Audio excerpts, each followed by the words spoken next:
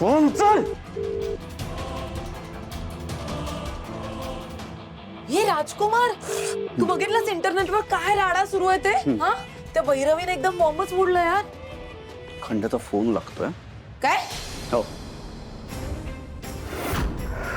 उचलत नाहीये. काय? खंड्याचा फोन लागतोय. हा. त्यांनी उचलला का? त्यांनी सांगितलं तुला तो कुठे आहे, काय काय घडलंय ते? उचलत नाहीये ना फोन. मला डबल क्रॉस करतोय असं मला वाटतंय. काय टाकलाय मी फोन, ट्रेसला टाकलाय. ये कुठे लपून बसलाय, कुठल्या बेळात लपून बसलाय कळेल मला.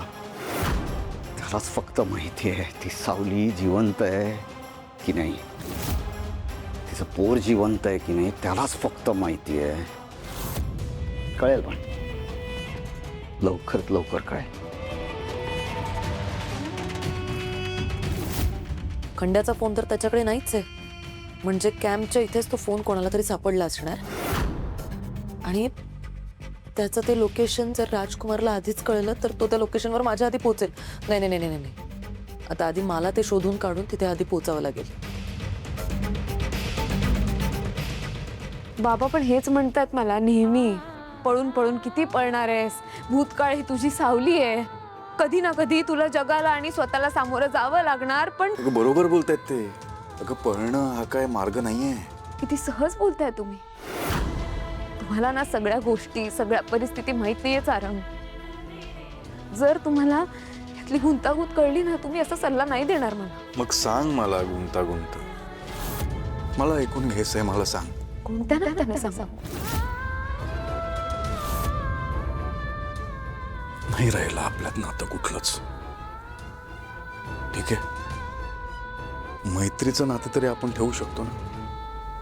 मग मैत्रीच्या नात्याने सांग मला. सांग सावली.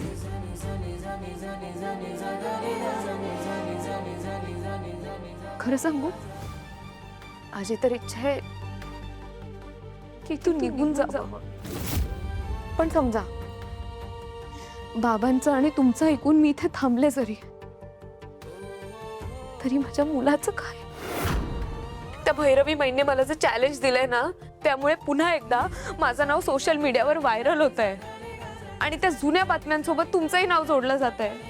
हे अबीर पासून कसं लपवू मी? मी एक उपाय सांगू. काय? अबीरला आणि ओवीला घेऊन मी 4 दिवस शहराबाहेर जातो. हे प्रकरण शांत होऊ दे. मी काळजी घेईन अबीरची. सावली, विश्वास ठेव माझ्यावर. या सगळ्या गोष्टी मी अबीरपर्यंत नाही पोहोचू देणार. अगं याआधी पण गेलोय ना आम्ही फिरायला. तू चिडली पण होतीस माझ्यावर. राग तर आताही येतो तुमचा सारंग. वडील आहात तुम्ही अबीरचे, तुमचा स्वतःचा मुलगा आहे तो. पण तुमच्या या वागण्यामुळे आणि आजच्या या परिस्थितीमुळे मला हे सत्य तुम्हाला सांगताही येत नाहीये आणि मी हे सहनही करू शकत नाहीये. काय झालं सावली? काही नाही, मला थोडा वेळ हवाय विचार करायला. ठीक आहे, विचार कर आणि कळव मला. अबीरशी बोलू मी? नको, मी त्याला आज शाळेत नाही पाठवलं म्हणून खूप रुसलाय माझ्यावर. आणि त्याचं काय, तो एका पायावर तयार होईल तुमच्यासोबत जायला. खूप लढा लागलाय त्याला तुमचा. मलाच कळत नाहीये काय करायचं ते. का? काही नाही, मी प्लीज मला थोडा वेळ द्या, मी कळवेन नंतर तुम्हाला. ठीक आहे, वेळ घे, विचार कर, कळव मला.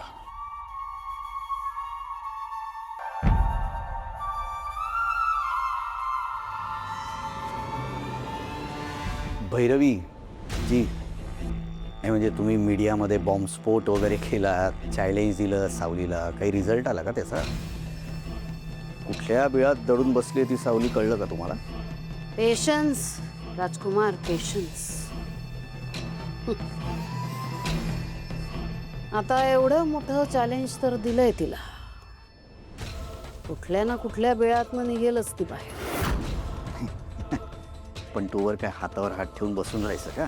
8 वर्ष मी पेशन्स ठेवलाय हो, पण आता ती जोपर्यंत समोर येत नाही तोपर्यंत काहीच करायचं नाही का? तसे मी माझ्या पद्धतीने जेन्युइन एफर्ट्स करतोय. हा भैरवीची, ऐका ना, मला छोटीशी मदत हवी आहे तुमच्याकडून. कसली? काय नाही, साधी मदत.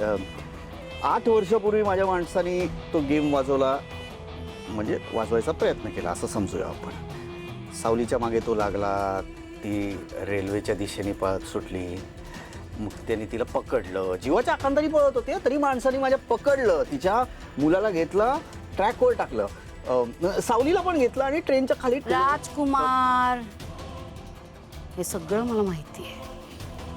आता तुझी काय अडचण आहे नक्की ते सांग.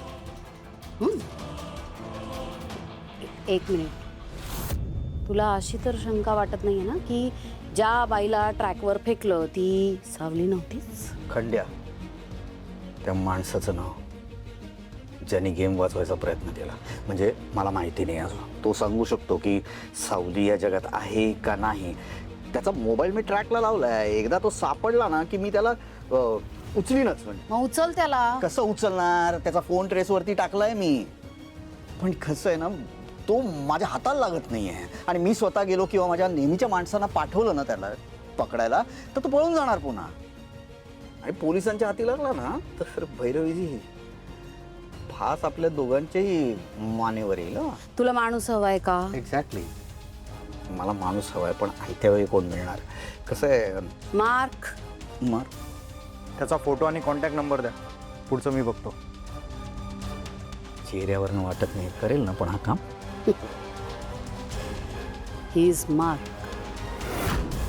होईल काम आपलं.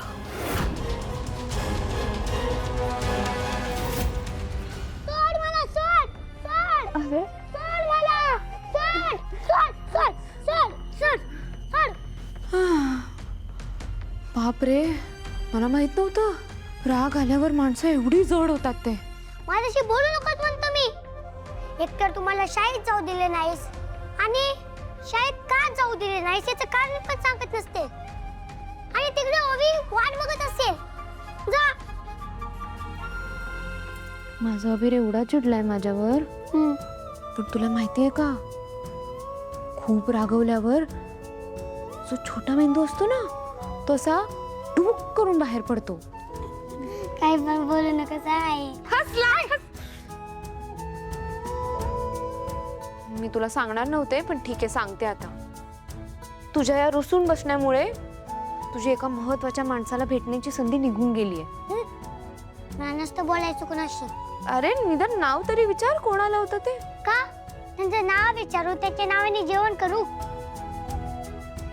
ठीक आहे, नको विचारूस, पण ते तर तुझी खूप चौकशी करत होते.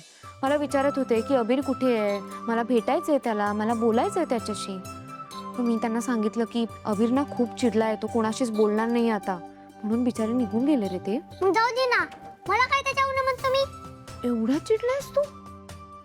पण ते तर बिचारे मला म्हणत होते की मला ना अबीरला एखाद्या मस्त ठिकाणी फिरायला घेऊन जायचंय म्हणून. पण ठीक आहे, मी त्यांना फोन करून कळवते की अबीर तर बाबा येणार नाहीये, तो चिडला. आई, कोण आला असतं ग? कोण मला बाहेर फिरायला घेऊन जाणार असतं? मी नाही सांगणार. आई सांग ना, प्लीज सांग ना. मी नाही सांगणार. नको सांगूच मत, तू नेहमी अशीच करतेस. कट्टे पू. ठीक आहे, कट्टी तर कट्टी.